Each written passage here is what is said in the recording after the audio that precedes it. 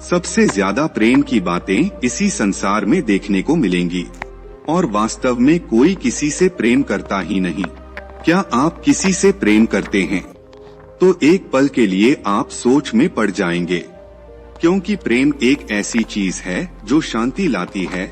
लेकिन क्या आपके आसपास आपके परिवार में शांति है? आगे भगवान बुद्ध बोले, आओ इसी एक कहानी के माध्यम से जानते हैं। बहुत समय पहले मगध राज्य में एक व्यक्ति के परिवार में बहुत अशांति चल रही थी। उस व्यक्ति की पत्नी और उसकी माँ आपस में लड़ते झगड़ते रहती थी और वह व्यक्ति इन दोनों के झगड़े में बावला होता जा रहा था। वह घर में शांति चाहता था, तो उसने अपने पत्नी को समझाया, तो पत्नी और उसके बीच झगड़े हुए। तब उसने अपनी माँ को समझाया, तो माँ को लगा कि लड़का हाथ से निकलते जा रहा है, तो माँ और बेटे के बीच में झगड़े हुए। बेटा घर में शांति चाहता था, इसलिए उसने इसका उपाय ढूंढना शुरू किया। तब उसे किसी ने बताया, ऊंचे पहाड़ की चोटी पर घुटने में एक तांत्रिक बाबा रहते हैं, जो तुम्हारी समस्या का समाधान अवश्य कर देंगे। वह व्यक्ति ऊंचे पहाड़ की चोटी पर पहुंचा। वहां उसने अपने पत्नी को देखा जो गुफा से बाहर निकल रही थी और अपने हाथ में कुछ दबाकर ले जा रही थी।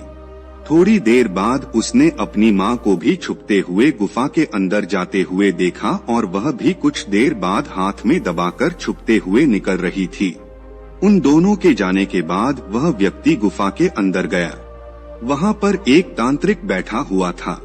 उसने तांत्रिक से कहा, बाबा मैं बहुत परेशान हूँ।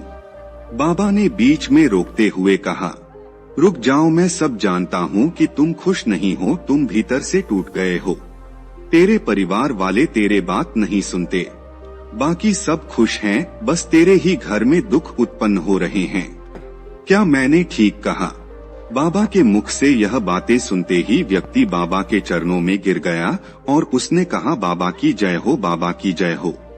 बाबा आप ही मेरी समस्या का समाधान कर सकते हैं। बाबा ने कुछ राख उठाकर दे दी और कहा, इसे अपने परिवार वाले के भोजन में या पानी में मिलाकर दे देना, सब उचित होगा, सब ठीक हो जाएगा, खुशियाँ लौट आएंगी, सब तेरे कहने के अनुसार होगा। व्यक्ति बोला, बाबा की जय हो, बाबा की जय हो, कहते हुए वापस जाने लगा। तभी बाबा ने कहा कि कुछ पाने के लिए कुछ त्याग करना पड़ता है।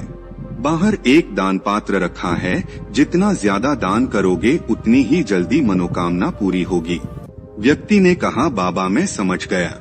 उस व्यक्ति ने बाहर रखे दान पात्र में अपने जेब में पड़े सारे धन डाल दिए और हाथ में वह राख दबाकर वापस घर आ गया।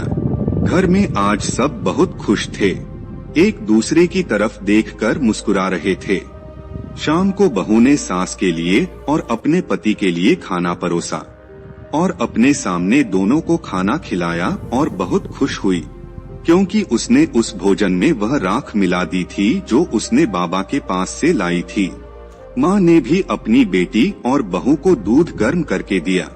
वह भी बहुत खुश हुई, क्योंकि उसने भी बाबा के पास से जो राख लाई थी उसने दूध में मिला दी थी। बेटे ने भी माँ और पत्नी के लिए जूस बनाई और रखा, उसमें मिला दी। उन दोनों को जूस पिलाकर बेटा भी बहुत खुश हुआ।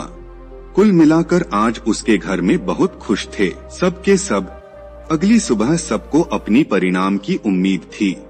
सास ने कहा, मैं तेरे लिए खाना क्यों बनाऊं? तू मेरे लिए खाना बना। उधर बेटा भी उठकर आ गया और कहा, मैं काम पर जा रहा हूँ, मेरे लिए खाना बना दो। बहू ने कहा, आज माँ खाना बनाएगी। माँ ने कहा, देखो बेटा यह क्या कह रही है, मैं खाना बना। उसके बाद वही हुआ जो रोज होता है। बेटे ने अपना सिर पकड़ लिया, लेकिन झगड़े भी किसी चाहिए। हमेशा तो कोई झगड़ा नहीं रह सकता।